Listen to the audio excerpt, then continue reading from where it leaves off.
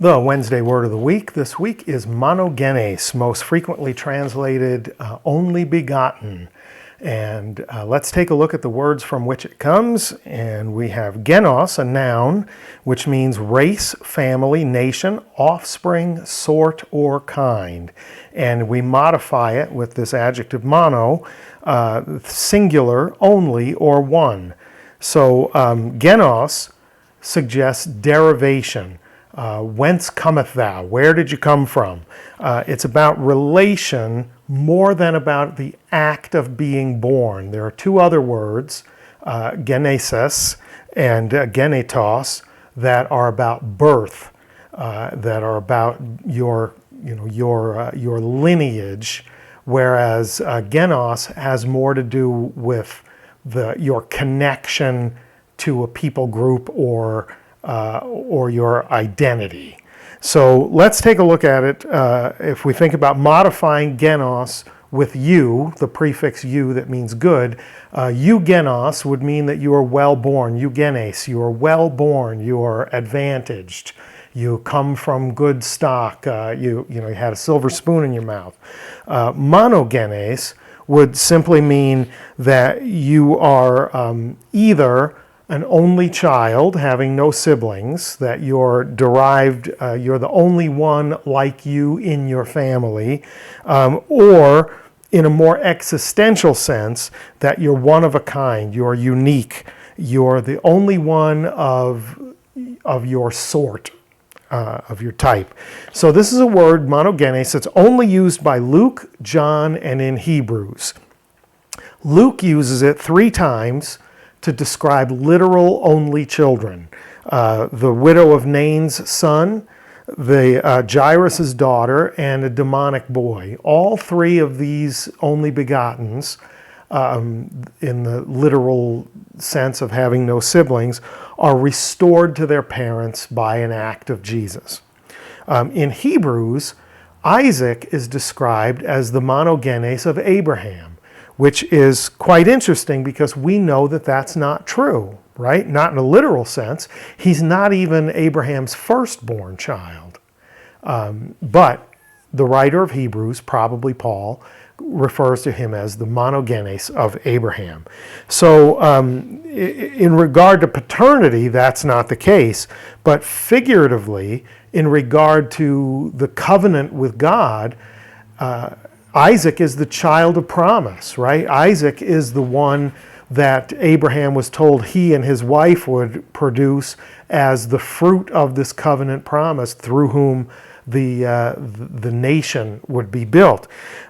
So it's kind of a weird thing that Ishmael, his older brother, is not described that way. Ishmael is sort of the product of the scheming of Abraham and Sarah via the exploitation of Hagar. So they were so concerned about God's promise getting fulfilled that they took matters in their own hands. But then the writer of Hebrews says, no. Isaac is the monogenes of Abraham, the real unique child of Abraham, the child of promise, the one that matters in the covenant is Isaac. Great stuff. Now John uses monogenes to capture this unique relationship between Jesus and God the Father. And that the sonship in this case is not quite the same as the sonship of the son of the widow of Nain, etc., or Isaac or Ishmael. That John uses it to describe this very kind of unusual relationship. To use the Latin form of monogenes, we would say it's a sui generis relationship. That's the only one of its kind. There's none other like it. John also says that believers are given the authority to become the children of God. But I think we all would agree that nowhere does he suggest that we become the sons of God in the same way that Jesus is the Son of the Father, right? So Jesus is described as a monogenes in the physical birthing sense by Matthew and Luke, not by John. But he also is described as Monogenes in regard to his pre-incarnational existence, his post-resurrection glory, his eternalness, and all these other attributes that we're going to see, not just in how he got here, the virgin birth, but also in who he is, sort of his one-of-a-kindness, as it were.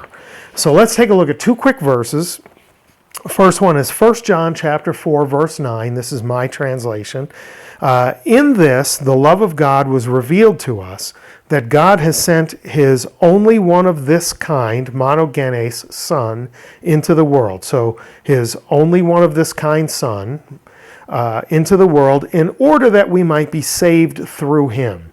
So think back from Genesis all the way through to the Gospels. God has sent angels, prophets, judges, kings, apostles, and even a talking donkey at one point. But there's only one Son, and the Son that he sent is like no other. There's no other Son like the one that he sent in the Gospels in the person of Jesus. And let's look at that phrase in Koine. Ton huion autou, ton monogene, apestalken hotheos. So I put the words underneath in English in the order in which they are in Koine, but we're going to break down the sentence backwards. Hotheos is the subject of the sentence. God, apestalken, has sent. Who has God sent? He has sent ton huion, the Son autou of him. He sent his Son. Which Son? Ton monogene. So it's in the second attributive position of an adjective. It describes the attributes of the head noun. Which Son? The one and only, the only one of this kind, the monogene. Which kind? Let's go to the other verse that we're going to look at. It's John chapter 1, verse 1. Most of you can probably recite that verse from memory, so I'm not even going to put it up in English. Let's just look at it in Koine. We'll break it into its three parts. Enarche en hologos. In the beginning, arche, beginning, ein hologos, was the Word. In the beginning was the Word.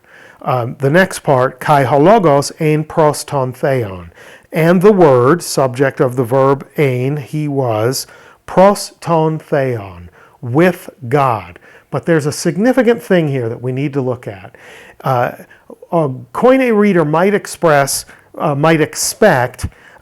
kai hologos ein meth tu theou, and the Word was with God, together with God, there with God, but he uses pros ton theon, and it also means with God, but it means in the presence of God. Pros, in front of, there in God's presence. When? At the beginning. So at the beginning, the Word was, he existed, and he was in the presence of God at that beginning. And then we get to the controversial third part, kai theos ein hologos, and the Word was God.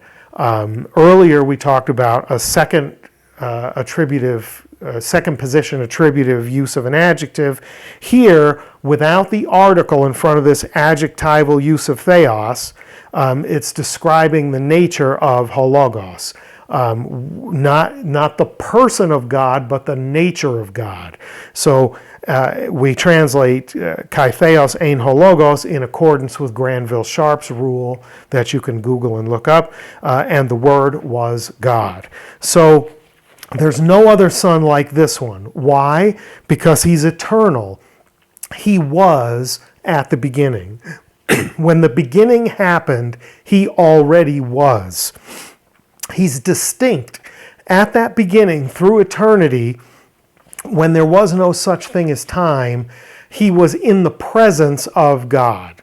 So he was a distinct person from God the Father at the beginning.